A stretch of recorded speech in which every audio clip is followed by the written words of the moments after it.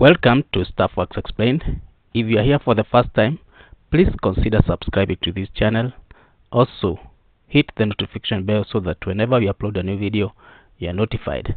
In today's video, we'll be talking about a road that is being constructed in Ethiopia and South Sudan, a 220-kilometer road that is worth 738 million, and this road has a very unique financing model, which is equivalent to modern day barter trade. In this video, we'll be talking about the agreement to build the road, the model that will be used to finance the road, which in this case is a modern barter trade, how this financing is designed, what are its benefits and risks, how can it be adopted by other countries in Africa. So welcome, and let us sail together as we explore this unique project. If it's your first time here, please consider subscribing to this channel. Ethiopia and South Sudan are collaborating in a project worth 738 million to build a road that will link both countries. The project, which entails building a 220-kilometer cross-border road, was initially signed in May 2023. The project would begin as soon as the President of South Sudan gives the final authorization. This road is primarily going to be financed by Ethiopia.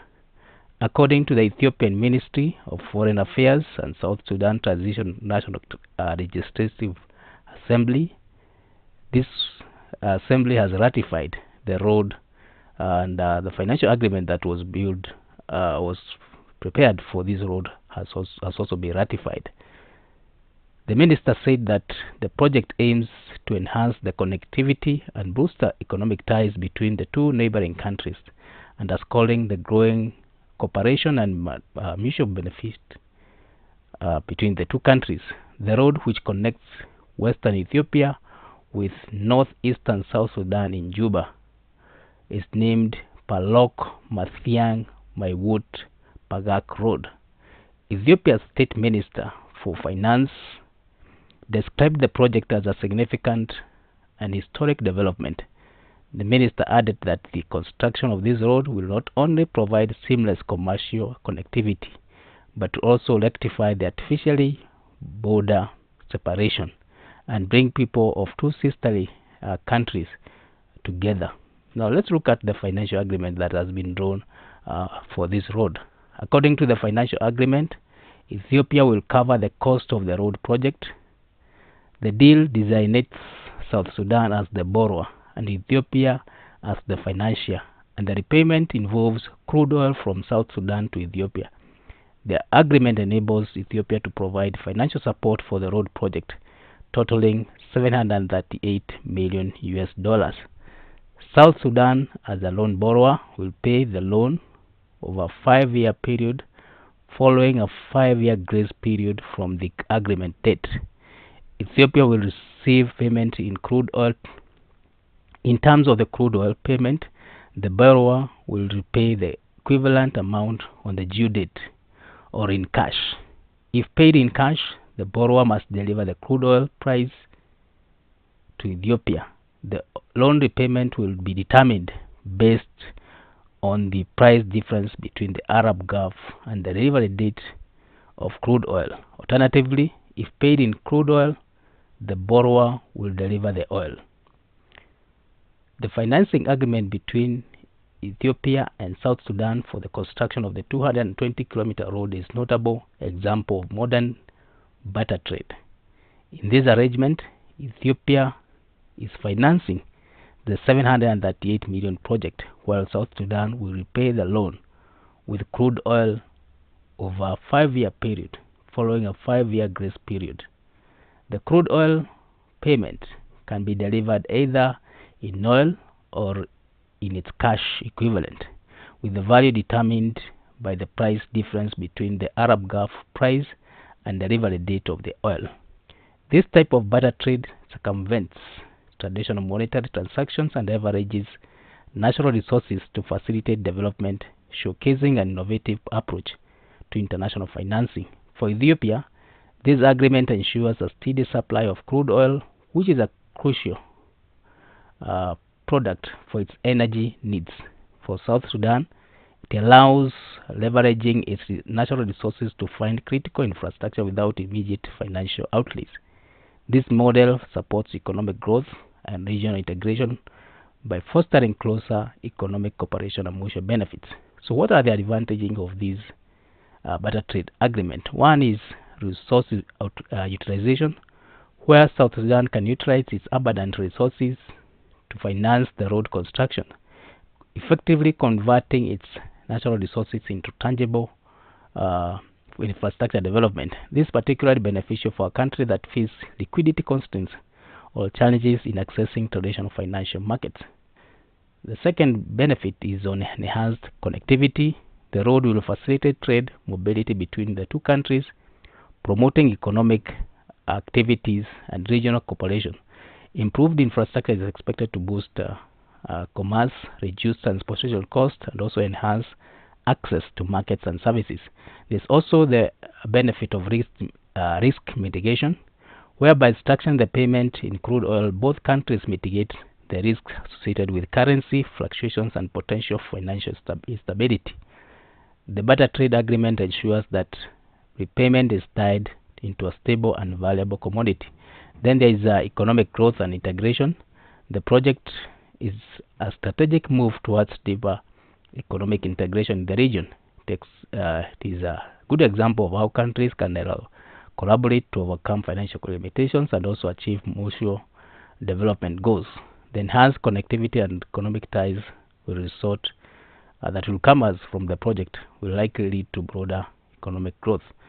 This model does not come without challenges. One of the challenges is oil price volatility, where the repayment terms are subject to volatility of oil prices. Significant fluctuations in the global oil market could affect the value of repayment and the economic calculations underpinning the agreement. Then there is a project implementation, where successful implementation of the road project requires effective coordination and management and oversight. Delays or challenges in construction could impact the expected benefits and the timeline of the repayment. Then there is economic dependency, where the agreement creates an economic dependency on crude oil for repayment, which might pose risk if South Sudan production or export challenges come in between. Diversifying the repayment options or securing additional sources of revenue could mitigate this risk.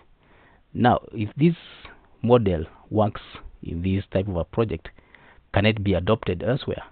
Other African countries can indeed adopt the method of using barter trade agreements to finance infrastructure projects, and they will leverage the natural resources to facilitate development without the immediate need for large financial outlays. This model can be particularly advantageous for countries that are rich in natural resources but face liquidity constraints or have limited access to traditional financial markets.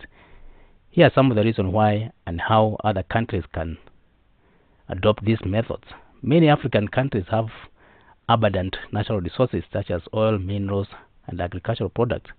Using these resources as means of financing can turn potential wealth into intangible infrastructure driving economic growth. Improved infrastructure such as road, bridges, power plants is crucial for economic development. Barter trade agreements can accelerate infrastructure projects, leading to better connectivity, increased trade, and also improved access to services. Countries which are facing financial constraints or high debt levels can use barter trade agreements to bypass the need for immediate cash payments. This can be particularly useful for countries with limited access to international credit markets or those aiming to reduce their debt burden. Infrastructure projects can help diversify economies that are heavily reliant on a single commodity. Improved transportation networks, for example, can stimulate other sectors such as manufacturing, tourism, and agriculture. So what steps should these countries take when it comes to adoption of this type of a model, barter trade agreements? One, they have to identify suitable resources and projects where these countries should identify which natural resources can be used for barter trade and determine priority infrastructure projects that could benefit the most from such agreements. Then they need to engage in bilateral and or multilateral negotiations. The government should engage in negotiations with potential partner countries or international companies that are interested in the resources being offered. Transparent and fair negotiation process are essential here to ensure that the agreement is beneficial to both parties. Then establishing a clear legal regulatory framework that is supposed to govern barter trade agreements is also crucial. This includes setting the terms for resource valuation, delivery schedules, and also dispute resolution mechanism if there are any. Then project management and oversight, which should be effective, is critical, and this to ensure that infrastructure projects are completed on time and within budget. Government may need to strengthen their institutional capacities to manage such type of project. Then assess or conduct thorough economic impact assessment, and this will help to ensure that barter trade agreements align with international national development goals and provide long-term benefits. This includes assessing the potential impact on local communities as well as environment. Just like what we have said about Ethiopia and South Sudan model, this model is riddled with challenges. One is market volatility, where natural resources can be volatile. Prices for these natural resources can be volatile, and this may affect the valuation and repayment terms of barter trade agreement. Countries need to plan for the price fluctuations and also have contingency measures in place to mitigate this.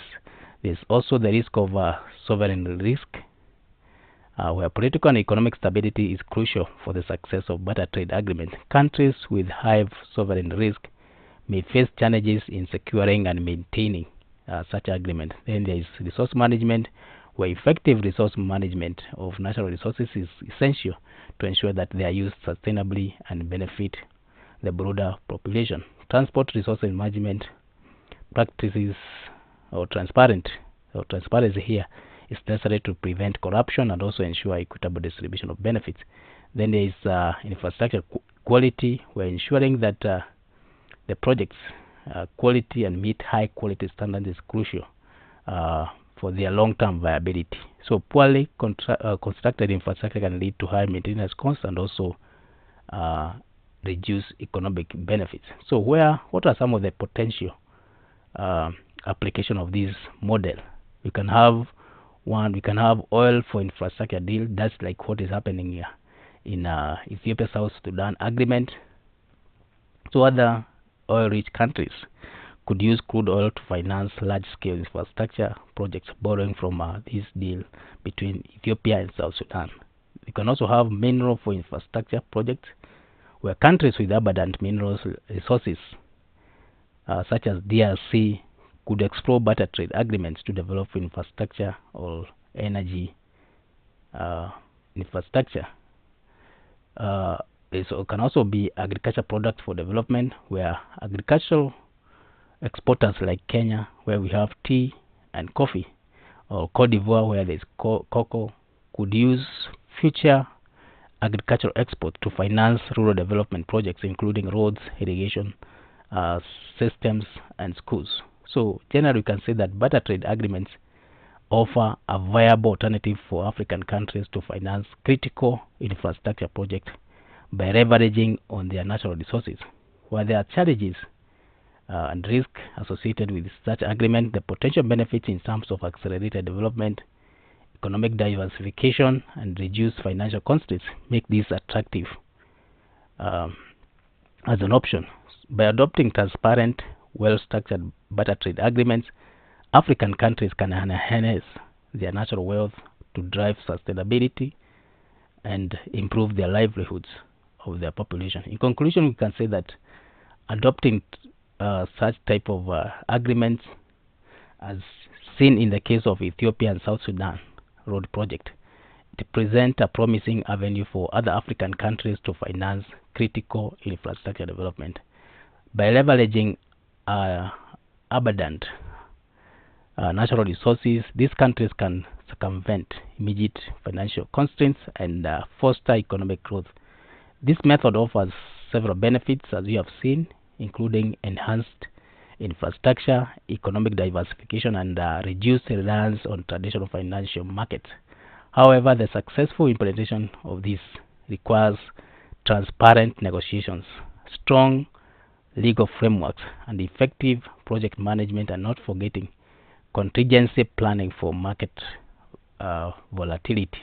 If managed well, barter trade agreements can transform natural resources wealth into substantial socio-economic benefits, paving the way for sustainable development as well as regional integration across Africa. So thank you for reaching this far. If it's your first time here, please consider subscribing to this channel. Also, hit the notification bell so that whenever you upload a new video, you are notified. Thank you.